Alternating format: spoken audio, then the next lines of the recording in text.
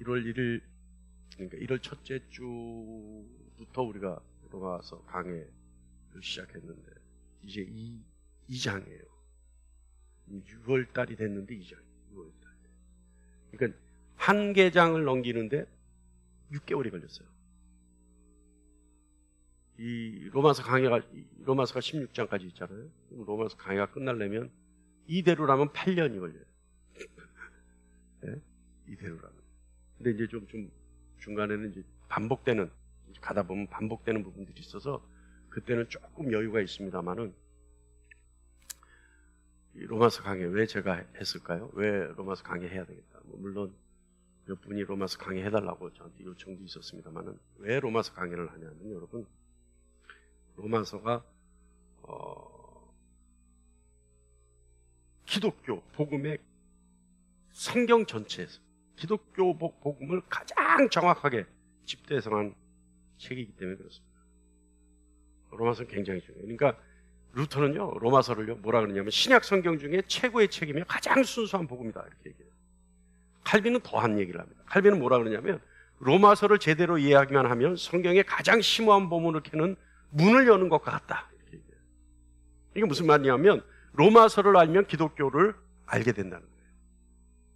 그래서 이 로마서가 그만큼 중요해요. 그러니까 여러분, 제가 여러분과 함께 말씀을 나누는데 반복되는 것들도 있어요. 왜냐하면 말씀이 반복되기 때문에 그 말씀을 우리가 함께 나누다 보면 또 반복된 얘기가 같은 얘기로 들려질 수가 있어요. 그러나 그렇다 하더라도 그것은 바울이 그만큼 중요하게 생각해서 반복해서 이야기하는 것이기 때문에 여러분 들으셔야 돼요.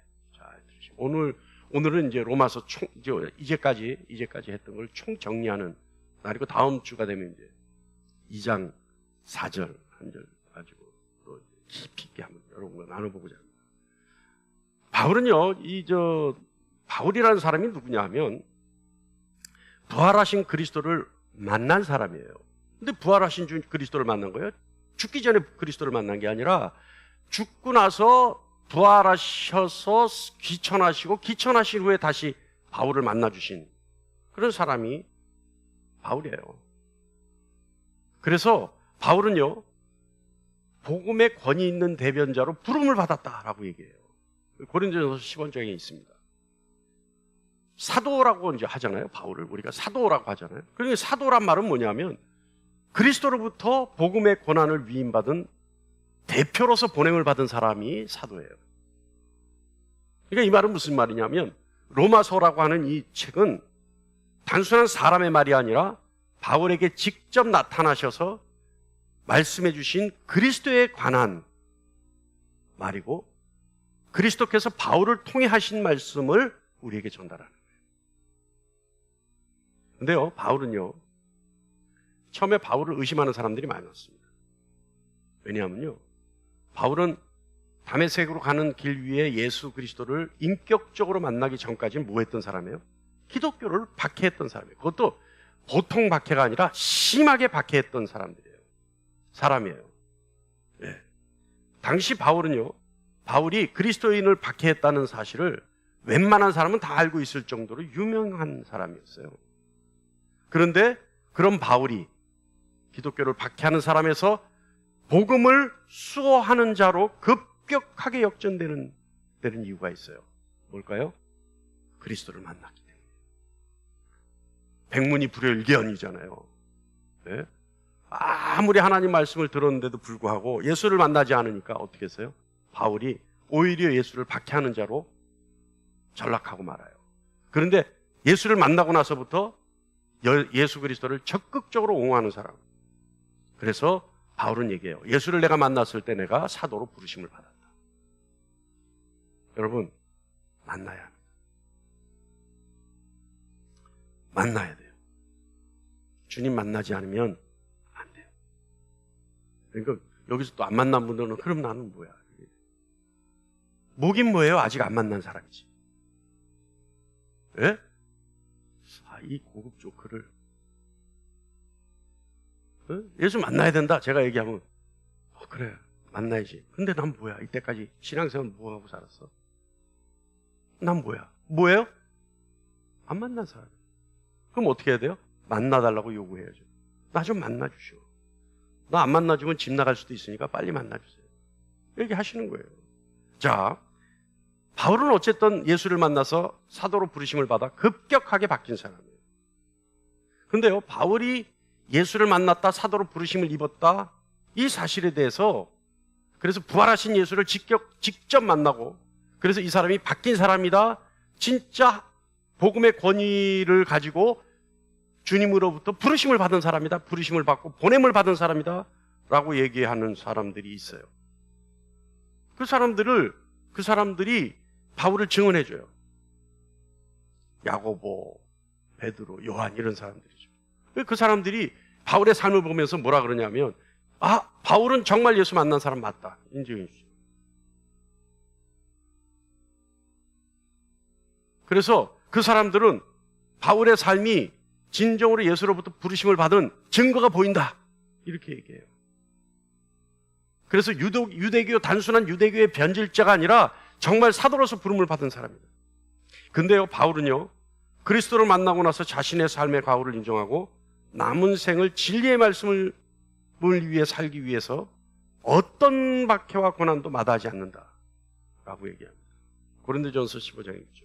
여러분, 바울은요, 그런 사람이에요. 그래서 바울은 예수를 만나고 나서 완전히 예수와 사랑에 빠진 거예요. 예수님 외에는 그 어떤 것도 보지 않으려고 합니다. 바울은요, 어떻게 보면 평생 편하게 살 수 있는 사람이었어요. 그런데 끝까지 자신의 각오를 바꾸지 않습니다. 그래서 고린도전서 15장 19절에 만일 그리스도 안에서 우리가 바라는 것이 다만 이 세상의 삶뿐이면 모든 사람 가운데 우리가 더욱 불쌍한 자니라. 이게 무슨 말이에요? 세상 사람들은요, 이 생의 삶을 위해 노력을 해요. 그래서 잘 먹고 잘 살려고 뺏고 빼앗기고 쟁취하고 약탈하고 그렇게 살죠. 근데 주님과 사랑에 빠진 사람들, 주님을 만난 사람들은 어떻게 해요? 이 세상의 삶에 미련을 두지 않아요. 그렇다고 빨리빨리 자살하자 이게 아니잖아요. 이 세상에 있는 것은 허상이다. 실체는 어디에 있다? 그리스도 안에 있다. 그래서 그리스도만 보는 거 아니에요? 그래서 이 땅에서 고생하더라도, 이 땅에서 헐벗고 굶주리더라도 견디며 인내하는 거 아니에요?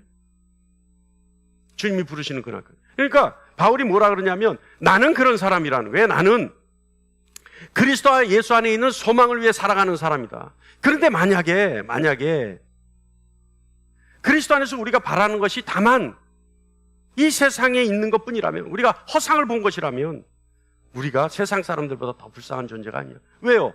세상 사람들은 잘 먹고 잘 살려고 노력하는데 우리는 잘 먹고 잘 살려고 뺏거나 훔치거나 도둑질하거나 약탈하지 않으니까. 그러니까 우리가 잘못 사는 거다라고 하는 거죠. 세상 논리로 보면.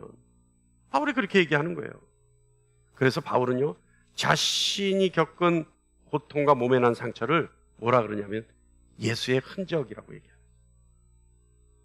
근데 여러분, 이제 로마서가 왜 중요한지에 대해서, 왜 로마서가 대단한 책인지에 대해서 우리가 한번 얘기해 보면, 로마서는 세상 어떤 세계관보다 더 세상의 실체를 잘 이해하는 책입니다. 무슨 얘기냐면, 이 책에는 영감으로 기록된 책이기 때문에 자기 검증의 능력이 있어요, 이 책은. 그래서 로마서를 잘 읽으면 자기 검증이 돼요, 자기 검증. 왜요? 주님의 말씀이기 때문에. 그리고 이 책은요, 인간이 품고 있는 인생의 의문점에 대해서 명확하고 명쾌하게 답을 제시합니다. 다시 말하면 하나님은 누구신가? 신은 어떤 존재인가? 여러분 살면서 그런 의문 가져본 적이 없습니까? 그런 의문을 안 가져봤다면 이 자리에 있질 않아요. 그런 의문을 가졌기 때문에 이 자리에 있는 거거든요. 신은 누구인가? 그러면 인간은 누구인가? 나는 누구인가? 인간은 어디서 왔는가? 그리고 인간은 왜 여기에 있는가? 인간의 미래는 어떤가? 고민하죠. 생각해보죠. 그리고 죄는 무엇인가? 악은 무엇인가? 죽음은 무엇인가? 더 나아가서 로마서를 깊이 읽게 되면 하나님은 그리스도의 죽음을 통해 인간의 죄에 대해 어떤 일을 하셨는가? 진정한 인간의 행복은 무엇인가? 이 땅에서의 삶, 이 땅에 운행하는 이치, 어떻게 이 질서가 운행되고 있는가? 점점 깊어지죠. 어떻게 태양은 떠 있고 달은 떠 있고 어떻게 하루에 한 번씩 지고 뜨고, 이게 도대체 왜 이러는가? 세상은 악하여지고 그 악이 영악해지는데, 그래서 너무 혼돈스러운 것 같은데, 그래서 곧 망할 것 같은데, 아니 그렇지 않고 이렇게 보존되는 이유는 뭔가? 그러한 비밀에 대해서 로마서는 명쾌하고 명확하게 답을 제시해요. 그래서 그 비밀이 뭐예요? 그 비밀이 결국은 은혜예요. 그래서 이 책은요, 지난 2000여 년 동안 진리의 책으로 받아들여집니다. 세상의 실체를 이해하는 데 도움이 되는 가장 중요하고 난해한 질문에 답해주기 때문에 그렇습니다. 로마서는요, 교회와 세상에 미치는 영향력만 생각해도 다른 어떤 책과는 비교할 수도 없습니다. 기독교 역사상 가장 유명한 신학자라고 생각되어지는 사람이 있죠. 어거스틴 이렇게 쉬운데 아우구스티누스. 아우구스티누스. 예, 이 사람이요, 회심하는데 로마서 말씀에 의해서 회심이 돼요. 루터는요, 사제로 있다가 루터 역시 회심하는데 로마서 1장 17절 말씀으로 회심을 합니다. 요한 웨슬리요, 그 사람은 영국과 미국 대각성 운동을 일으킨 사람이죠. 근데 이 사람 역시요, 로마서에 의해서 로마서 주해를 보다가 힌트를 얻어서 감동을 받아서 바뀌게 돼요. 로마서는요, 여러분, 복음의 본질입니다. 복음의 본질. 복음의 본질이라는 건 뭐예요? 복음 그 자체라는 거예요. 순수 에키스라는 거예요. 그래서 로마서 1장 16절로 17절 우리 계속 해왔죠? 이 말씀은 기독교 복음의 본질과 정수예요. 정수. 진짜 백이라 이 말이에요. 네. 자, 기독교인들은 어떤 사람들이냐? 예수를 믿는 사람을 기독교인이라고 그러죠. 그죠? 예수 그리스도를 구주로 영접한 사람들을 기독교인이라, 그리스도인이라고 얘기하잖아요. 그런데 기독교인들의 특징이 있어요. 이 사람들은 뭔가를 해요. 그게 뭐냐 하면 자기 자신이 죄인이라는 것을 알고 고백해요. 기독교인들은. 세상 사람들은 죄를 고백하지 않습니다. 여러분, 제가 사역해보면요, 저는 좀 성격이 모질러서 그런지 그 사람의 죄를 발견하면요, 바로 전곡을 찌르고 회개하라고 해요. 그러다 보니까 별로 좋아하지 않아요, 저를. 근데 왜냐하면 사람은요, 자기의 죄를 얘기하면 성품의 차이는 있을지 몰라도 똑같은 질량과 똑같은 무게로 공격합니다. 반응을 일으켜요. 그래서 아직 회개가 덜 된 사람에게 자신이, 집사님 이렇게 회개하세요, 이렇게 하시는 게 좋을 것 같아요, 그러면요, 바로 달려들어요. 예? 얼마나 무섭게 달려드는데요. 예? 제가 금요일날 우리 저녁 기도회 끝나고 어떤 분들하고, 우리 교회 분들이 아니에요, 상담을 하는, 자꾸 드러나 보이는 게 뭔가, 근데 얘기해주고 싶은데 차마 얘기 못하겠고, 그래서 그냥 이러다가 자기를, 기독교인에게 있어 자기의가 얼마나 무서운지 아세요? 딱 보면 궁시렁. 그래서 더 이상 얘기하지 말죠. 네, 여러분, 기독교인은요, 어떤 사람들이다? 자기 죄를 알고 인정하는 사람들이다. 그리고 기독교인은요, 하나님과 올바른 관계를 맺고 싶어하는 사람들이에요. 관계를 못 맺는 게 뭐 때문에 못 맺어요? 그렇죠. 이 답이 이렇게 나와야 돼요. 죄 때문에 관계를 못 맺는 거예요, 하나님과 관계를. 근데 기독교인들은 죄를 알고 죄를 고백하기 때문에 어떻게 해요? 하나님과 관계를 맺는 사람들. 자, 하나님과 교제해서 영생을 누리고 싶어하는 사람들, 이 사람들을 위해 최고의 소식이 뭐냐? 로마서 1장 16절 17절 말씀이에요. 제가 읽을게요.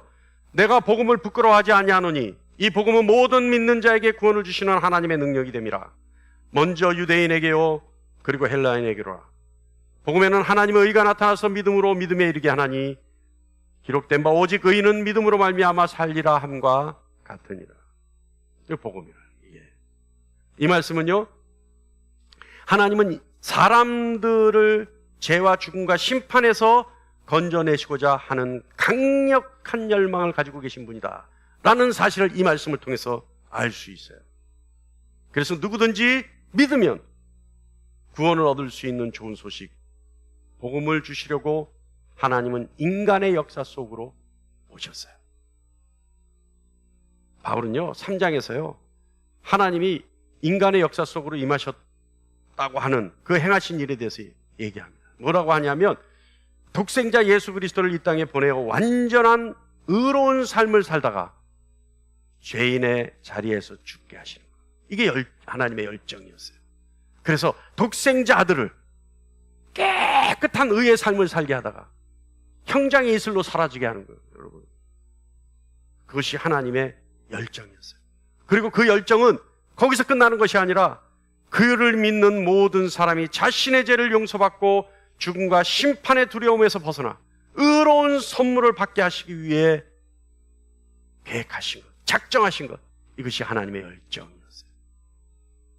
여러분, 조금 전에 우리가 읽었던 로마서 1장 16절로 17절 복음을 총집약해서 정리해 놓은 말씀입니다.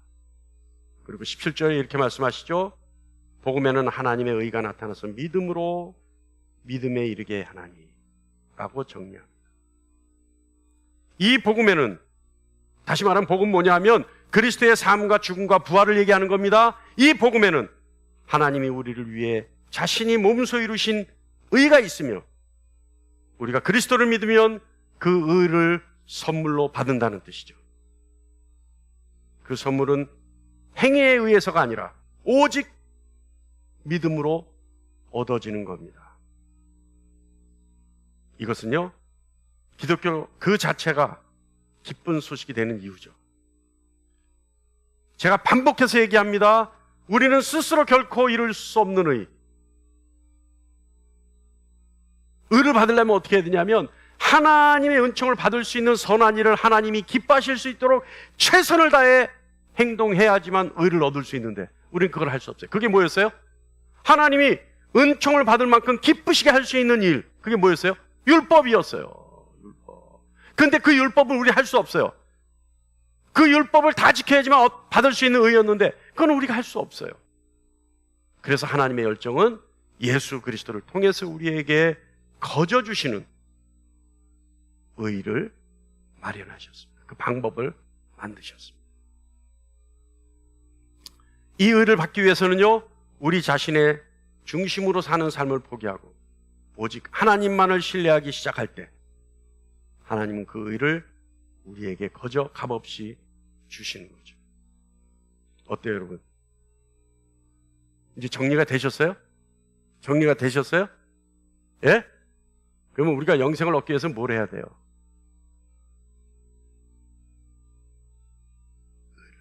의를 받아야 되는데, 의를 받기 위해서는 어떻게 해야 돼요? 예수 그리스도를 믿어야 돼요. 예수 그리스도를 믿기 위해서는 뭘 해야 돼요? 이제 거꾸로 하는 거예요. 거꾸로 해야지 여러분 또 정리가 될 거 아니에요. 자, 우리가 의가 있어야지만, 하나님의 의가 있어야지만, 하나님이 의롭다 인정해 주셔야지만 우리가 영생을 받아요. 의를 얻기 위해서는 뭘 해야 돼요? 예수 그리스도를 믿어야 돼요. 그분을 신뢰해야 돼요. 그분의 삶과 죽음과 부활을 인정해야 돼요. 믿어야 돼요. 자, 예수 그리스도를 믿는다는 것은 무엇을 믿는 거예요? 내가 죄인이라는 사실을 알아요. 그래서 내가 죄인이라는 사실을 알고 확신하고, 그래서 그 죄를 인정하고 고백할 때 속죄함을 받죠. 그것까지가 포함돼서 예수를 믿는 거예요. 그냥 말로만 믿는 게 아니에요. 예수를 믿는다면 그 일을 행해야 되는 거예요. 너가 예수를 믿는 것을 증명해봐라 할 때 그런 증명의 절차가 필요하다는 거죠. 할렐루야. 바울은요 1장부터 3장까지 모든 사람에게 복음이 필요하다고 말합니다. 모든 사람에게. 선민이라고 자랑하는 유대인뿐만 아니라 세상의 모든 사람은 복음이 필요하다고 말합니다. 왜냐하면 세상의 모든 사람이 하나님 앞에서 죄인이기 때문에 그렇습니다. 자, 죄인이 뭔가? 여러분, 죄인이 어떤 거예요? 아니, 죄인이 어떤 상황인데 하나님은 그 죄인을 위해서 복음이 필요하고 구원하기 위해서 예수를 믿는 믿음이 필요하다고 그렇게 만세 전부터 계획하고 계셨을까? 도대체 죄라는 존재는 뭘까? 죄는요, 죄를 지으면 죄의 권세 아래 있게 됩니다. 죄의 권세 아래 있으면요, 딱 증상이 나타나기 시작하는데, 죄의 권세 아래에 있는 증상이 뭐냐? 사망의 증상이에요. 사망. 감기 걸리면 여러분, 우리 권사님 감기 걸려서 한 일주 고생하셨죠? 2주 고생했어요? 아니, 5개월에 감기 모두 안 걸린다는데 그렇게 심하게 아니 내가 통화를 한번 하는데 하도 그냥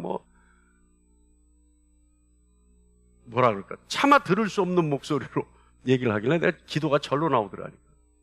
예? 감기 증상 아니에요? 감기 증상. 기침하고 열나고 꼼짝 못하고 들어누고, 이게 감기 증상이잖아요. 그것만 보면 아이고 감기 걸렸네. 요즘은 하도 이제 우리가 코로나 그 공포 때문에 기침만 하면 열만 나면 코로나 아니에요? 하지만 사실은 감기 몸살 증세 똑같잖아요. 죽음의 증상이 뭐냐?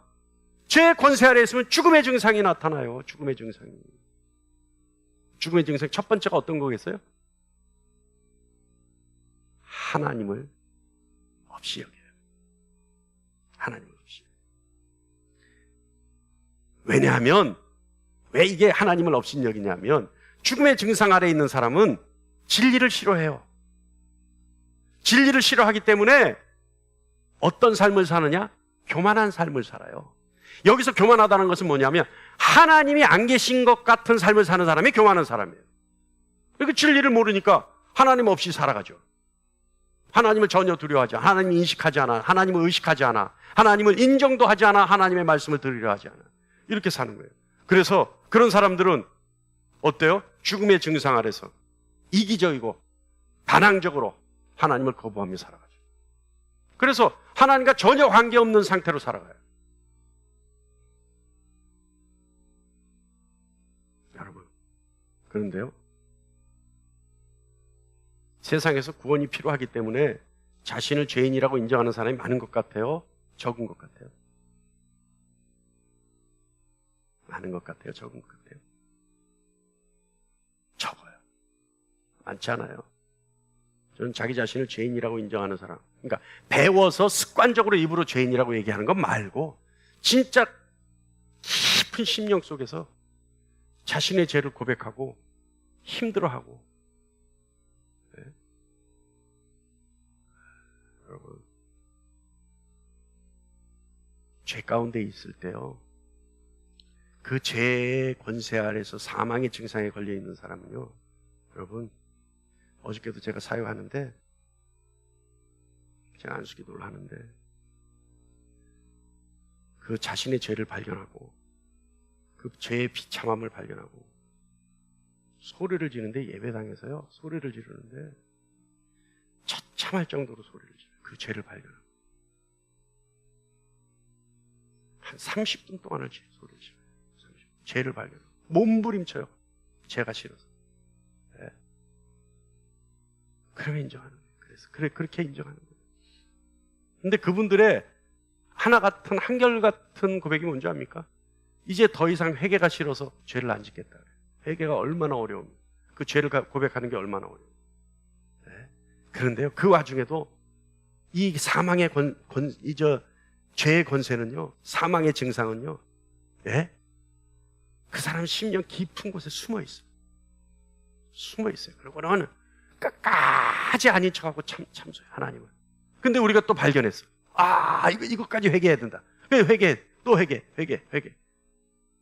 에? 그랬더니 어느 순간에 끝난 것 같은 후련함이 생깁니다. 죄는 그 죄의 증상이란 건 그래요. 죄의 권세란 건 그래요. 그래서 끝없이 숨어서 우리 피부 깊은 곳에 숨어서 우리를 끝없이 참소해요. 죄라는 존재가 그런 거예요. 그래서 결국은 어떻게 해요? 점점 하나님과 관계없는 사람으로 만들어져 가는 거예요.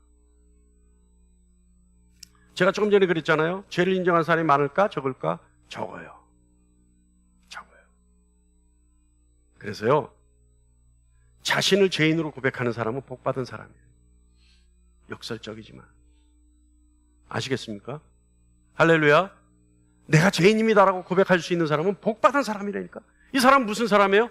속죄함을 받고, 이 사람은 하나님으로부터 의롭다 인정을 받을 수 있는 사람이에요. 자신이 죄인이라고 고백하는 사람은. 그래서 이 땅에서부터 이미 구원받은 자의 삶을 살면서 하나님이 주시는 능력으로 이 땅의 모든 권세를 대적하면서 살아가는 사람이 되는 거예요. 그랬을 때 어때요? 이 땅의 모든 권세가 그를 피해. 할렐루야. 그렇게 사는 거예요. 로마서 1장 18절로 32절 말씀 보면 바울은요, 이 세상 모든 사람은 죄인이라고 얘기합니다. 바울은 누구라고 얘기하냐면 유대인과 이방인들 얘기하죠. 하나님이 그리스도를 통해 주시는 구원을 받아야 된다라고 합니다. 바울은요. 왜요? 죄의 권세 아래 있기 때문에. 그들은요, 1장 29절로 31절 제가 읽을게요. 곧 모든 불의, 추악, 탐욕, 악의가 가득한 자요, 시기, 살인, 분쟁, 사기, 악독이 가득한 자요, 수근수근하는 자요, 비방하는 자요, 하나님께서 미워하는 자요, 능욕하는 자요, 교만한 자요, 자랑하는 자요, 악을 도모하는 자요, 부모를 거역하는 자요, 우매한 자요, 배역하는 자요, 무정한 자요, 무자비한 자라. 이들이 이 같은 일을 행하는 자는 사형에 해당한다고 하나님께서 정하심을 알고도 자기들만 행할 뿐 아니라 또한 그 일을 행하는 자들을 옳다 하느니라. 자기들뿐만 아니라 물귀신 작전으로 같이 끌고 들어가는 그런 사람들이라는 거죠. 그리고 32절에 조금 전에 읽은 것처럼 이 같은 사람들은 사형에 해당한다라고 하나님이 선포하셨다라고 얘기합니다. 여러분, 이 말씀을 들으면서 저는 떠오르는 단어가 있어요. 떠오르는 단어가. 왜냐하면 이 사람들은 뭐예요? 자, 32절 다시 읽을게요. 그들이 이 같은 일을 행하는 자는 사형에 해당한다고 하나님께서 정하심을 알고도, 이건 다 사형이다 알면서도 안다 이 말이에요. 안다 이 말이에요. 모르고 하는 게 아니라 알고 하는 거예요. 알고 하는 건 뭐예요? 의도적으로 하는 거예요. 의도적으로 하는 것은 의도적으로 하나님을 거부하는 거예요. 자, 하나님께서 정하심을 알고도 자기들만 행할 뿐 아니라 모른 척하고 행한다는 거예요. 모른 척하고. 그러면서 어떻게 해요? 자기 혼자 싫으니까 옆에 사람, 또 그런 일을 하는 사람에게 야, 네가 맞는 거야. 너도 잘하는 거야. 이게 요새 이 정부 들어와서 아니 마약이 그렇게 만연해요. 뭐 여러 가지 이유가 있겠죠. 근데요, 왜 마약이 이렇게 갑자기 마약범이 늘어났을까요? 뭐 물론 마약 가격이 싸졌대요. 싸져서 그런 것도 있지만 이게 왜 이 마약이 만연한지 저는 영적으로 좀 해석을 했습니다마는 이 자리에서는 얘기하지 않겠습니다. 이 자리에서. 왜냐하면 어떤 특정한 자들을 제가 공격하는 말이 되기 때문에 저는. 그런데 지난 정권에 마약이 너무나 폭발적으로 그 수요가 늘어났어요. 근데 여러분, 마약하는 사람의 특징이 있어요. 마약하는 사람의 첫 번째 특징이 있어요. 첫 번째. 자기와 가장 가까운 사람을 중독시킵니다. 왠 줄 아세요? 여러분 모르시는구나.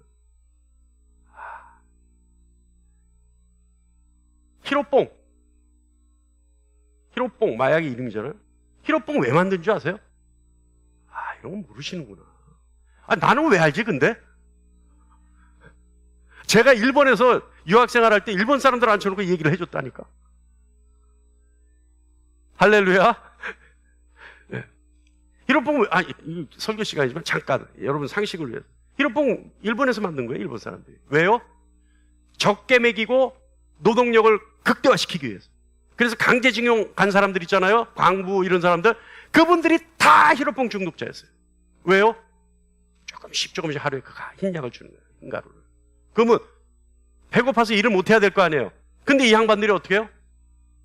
적게 먹었는데도 밤새도록 일하는 거예요. 그러니까 그 약만 먹이면 잠 안 자고 일하는 거예요. 그래서 우리나라에서도 여러분 히로뽕 중독자들이 제일 많았던 계층이 어디냐면 화물차 운전하는 분들이었습니다. 왜요? 조금 먹으면 밤새도록 안 자고 운전하니까. 그러니까 작업 능력을 극대화시키기 위해서 히로뽕이 만들어진 거예요. 아, 나 이거 왜 알지? 예? 근데 조금 전에 이 얘기 했죠. 이 마약 중독자들의 첫 번째 습관이 있어요. 나타내는 증상이 뭐냐 하면 자기 가장 사랑하는 사람부터 중독시킵니다. 왠 줄 아세요? 고발할까봐. 내가 마약하는 걸 고발할까봐 만드는 거예요. 고발 못하도록. 그러니까 제일 측근들부터 자꾸 마약을 주는 거예요. 그래서 마약 판매하는 놈들이 한 사람만 주면 네가 옆에서 좀 소개해줘. 안 해도 돼. 왜? 그 사람이 알아서 자진해서 옆에 다 중독을 시켜주니까. 이게 무서운 거예요. 그래서 마약이라는 게. 그게 무서운 거예요, 여러분. 아, 나는 왜 알지, 이런 거.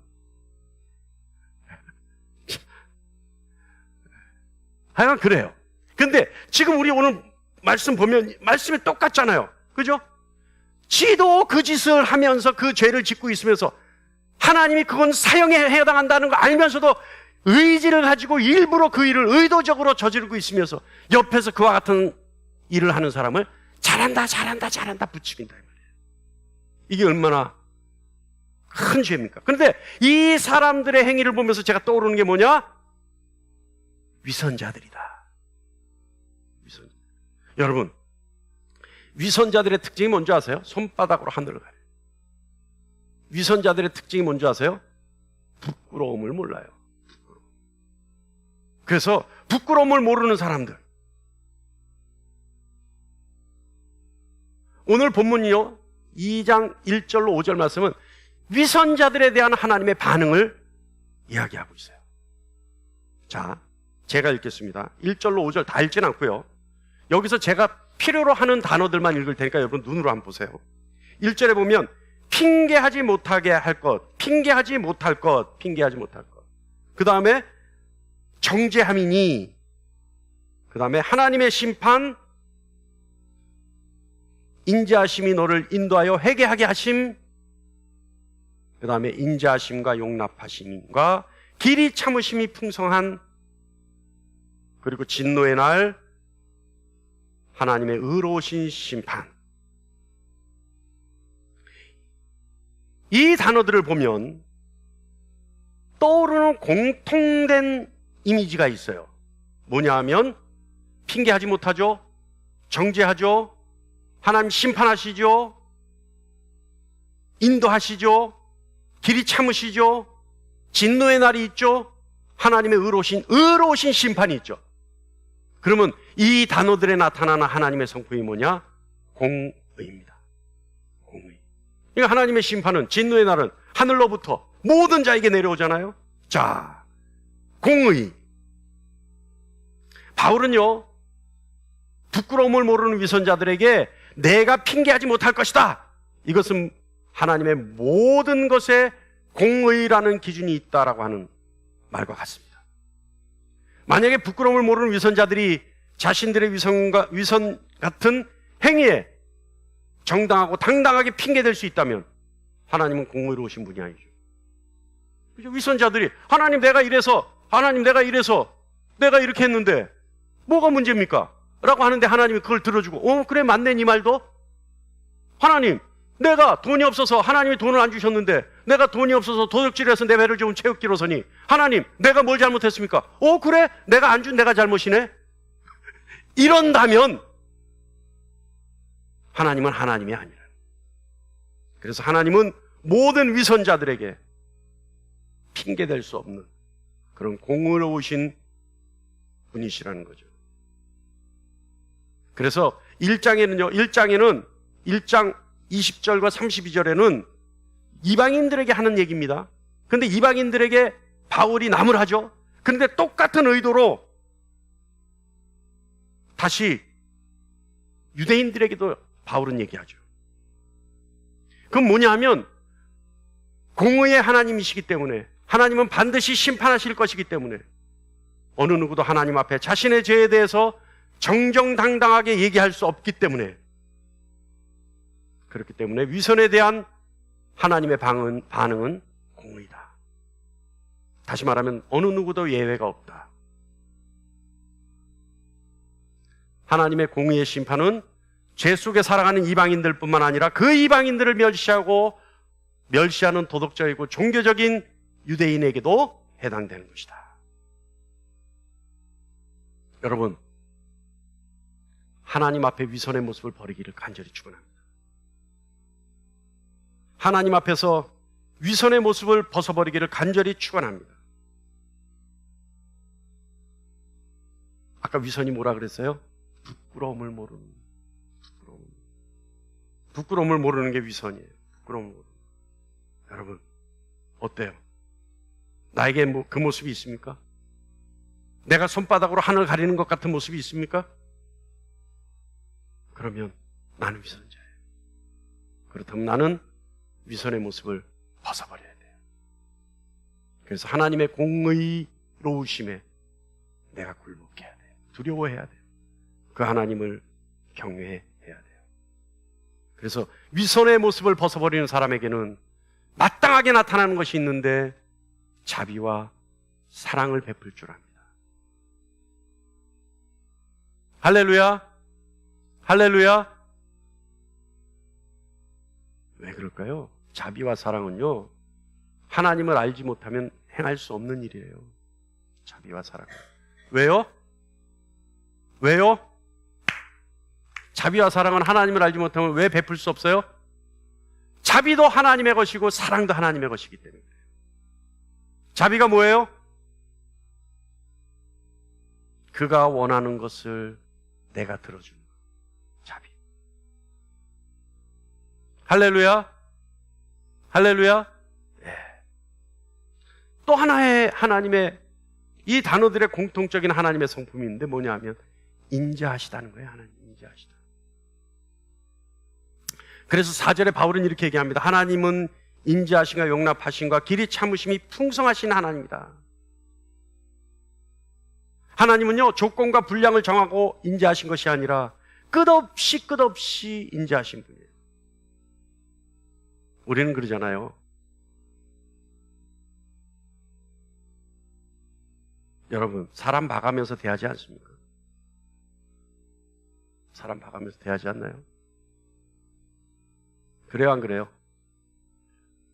우리 집안에 저주가 있는데 저는 그 저주를 끄는 것 같아요. 우리 모계 쪽으로부터 오는 저주가 있는데, 저는 그 저주를 끌었어요. 우리 모계 쪽, 다 고인이 돼서 제가 말하기가 좀 애매한데, 어떤 면에서 또 편하게 얘기할 수도 있는데, 왜냐하면 이런 얘기하면 또, 우리 부모님 살아계셨으면 우리 모친이 바로 지금 차 타고 오거든요. 근데 우리 모계 쪽으로 있는 저주인데, 사람 봐가면서, 사람을 외모로 평가한다. 그래서 사람 봐가면서 사람을 판단하고 대접을 해요. 저는 그거 끄는 것 같아요. 그런데요, 그거 얼마나 야비한 거예요, 여러분. 그죠? 사람 봐가면서, 그 형편 봐가면서, 그러니까 이 사람은 분명히 있는 것 같으면 막 도와줘요. 왜? 반대급부가 있으니까. 근데 이 사람 없는 것 같으면 거들떠도 안 보는 거야. 왜? 해줘봐야 소용없으니까. 나에게 이득이 없으니까. 이게 세상의 논리예요, 근데 우리 모계 쪽은 그게 좀 심한 거지. 이게 세상 논리 아닙니까? 그러니까 특히 한국 사람은 어떻게 하고 다녀요? 없어도 어떻게 해요? 있는.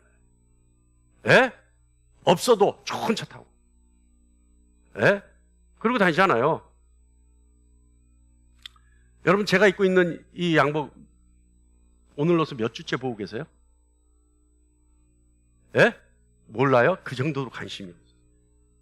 아니, 자기가 사준 것 같으면 몇 주째 입고 있는지 알 거야. 에? 왜?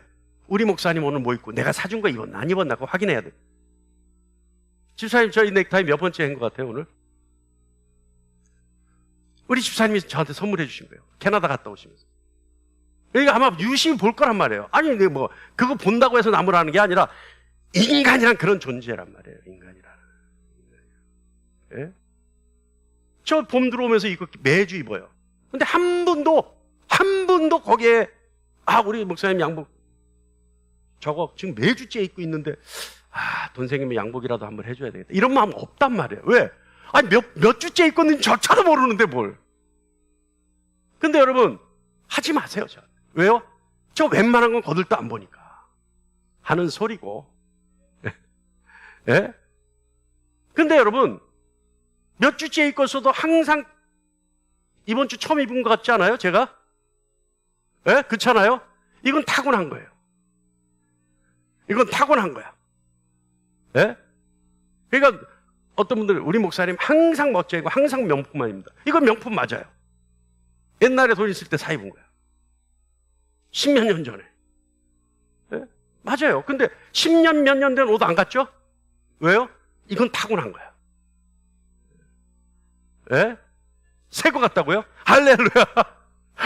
우리 권사님. 예. 우리 뭐 권사님이야 뭐 저의 강력한 팬이시니까 제가 누더기를 입고 와도 목사님 새 거 같으세요. 그러실 분이고. 네. 그런데 이게 뭐냐 하면 왜 이런 얘기를 하느냐? 세상의 논리는 이래요. 그러니까 사람들이 좀 더 있어 보이고 좀 더 편해 보여요. 그래서 때깔교인 거지는 그저 얻어먹는다니까. 네. 한국 사람들의 특성, 특히 한국 사람들의 특성이 이래요. 근데 내가 이 얘기를 왜 하느냐? 우리 하나님은 그렇지 않다는 거예요. 그 사람의 조건을 봐서 친절의 정도를 조절하는 것이 아니라 하나님은 본인이 가지고 계신 그 성품대로 오래 참으심이 풍성하도록 인자하시다는 거예요. 오래 참으심. 우리에게 온전한 인자를 부어주시는 분이에요. 여러분, 하나님의 인자하심 특징이 있어요. 오래 참으심. 두고두고 오래 참으심. 그래서 인내하시는 거예요. 이 말은 무슨 말이냐면 하나님의 공의는 죄를 지은 우리를 즉각적으로 처벌하지 않으신다는 거예요. 그 공의는 참으신다는 거예요. 인자하시게. 길이 참으시고 인내하신다는 거예요. 그래서 하나님이 우리의 완고함 때문에 회개하지 않은 그 완고함 때문에 회개할 때까지 오래오래 참으신다는 거예요. 그래서 견디신다는 거예요. 그래서 아까 그랬죠? 하나님의 뜻을 빨리 알고 회개하는 사람 복받은 사람이에요.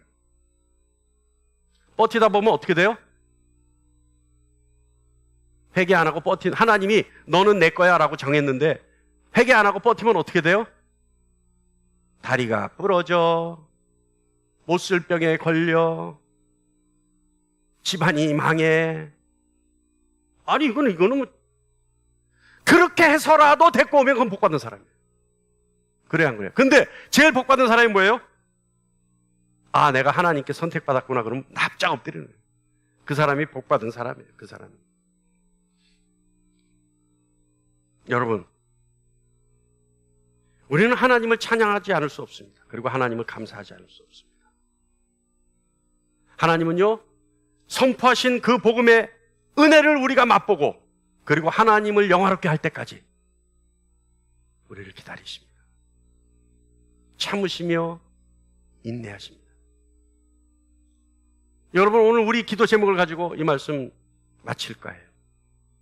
여러분, 우리 이렇게 기도했으면 좋겠어요. 잘 새겨 들으세요. 이곳에 있는 우리 모든 사람들이 회개하고 예수 그리스도 안에서 하나님께 제사함을 받고 하나님의 의의 선물을 받았다는 확신을 갖게 해주십시오라고 기도했으면 좋겠어요. 또 우리 한 사람 한 사람이 어떤 삶을 살고 어떤 죄를 지은 죄인이라 하더라도 모두가 제사함을 받고 하나님의 의의 선물을 받았다라고 하는 확신을 갖게 해달라고 기도했으면 좋겠습니다. 그랬을 때 하나님은 우리를 회개의 자리로 이끌어 가십니다.